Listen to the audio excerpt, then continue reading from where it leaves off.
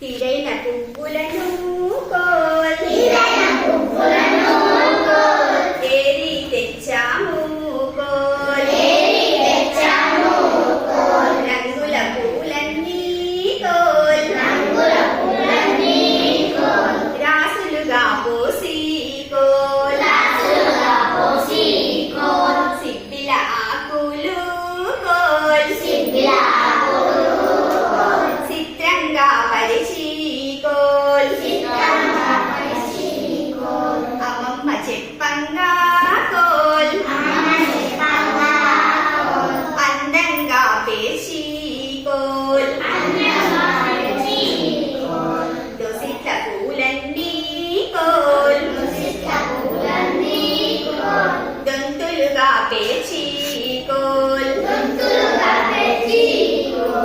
ఇంట్లోని వారంతా